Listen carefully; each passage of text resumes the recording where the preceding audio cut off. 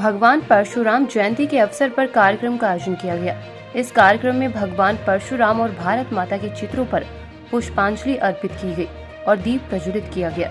इस कार्यक्रम का उद्देश्य भगवान परशुराम के जन्म का सम्मान करना और उनके योगदान को याद करना है।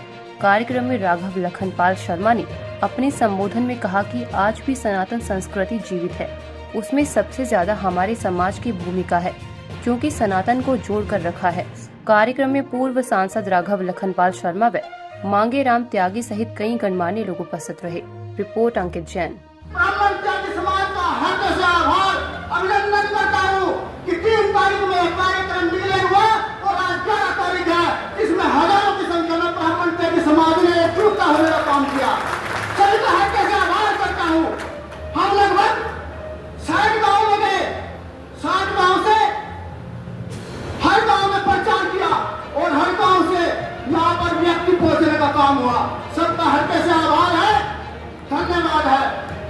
और मैं कहना चाहता हूँ तो समाज के विरुद्ध है, तो समाज के लोगों को राजनीति में कुचलने का काम करते हैं, उन लोगों से कहना चाहता हूं इस मंच के माध्यम से, हम किसी के विरोधी नहीं है। तो सम्मान देगा, हम उसका सम्मान, उसे सम्मान मिलेगा। और लेकिन बता देना चाहता हूं उन विरोधियों को, बता देना चाहता हूं उन गद्दारों को, बता देना चाहता हूं उन गद्दारों को, सरफरोशी की तमन्ना अब हमारे दिल में है। देखना जोर कितना पालने का दिल में है। 27 का चुनाव होगा और ब्राह्मण त्यागी समाज के इलाज करने के तैयार होगा।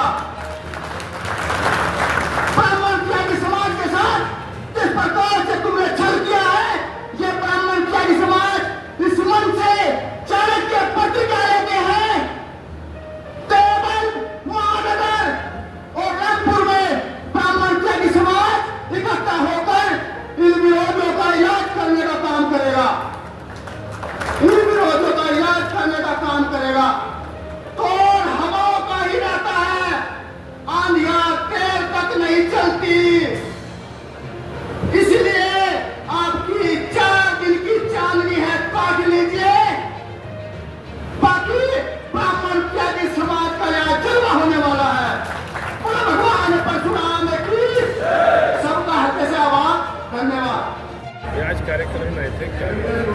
जी, आज भगवान परशुराम जन्मोत्सव बहुत धूमधाम से देवव्रत में मनाया गया और हमारे सर्व समाज द्वारा इस कार्यक्रम को बहुत धूमधाम से मनाते हुए जिस प्रकार से सेना द्वारा हमारे जांबाज सिपाहियों द्वारा बहुत ही बहादुरी से दुश्मन पाकिस्तान का सामना किया गया है और उनको सबक सिखाया गया है, तो उसको लेकर भी सबने यहाँ सराहना करी और प्रार्थना भी करी।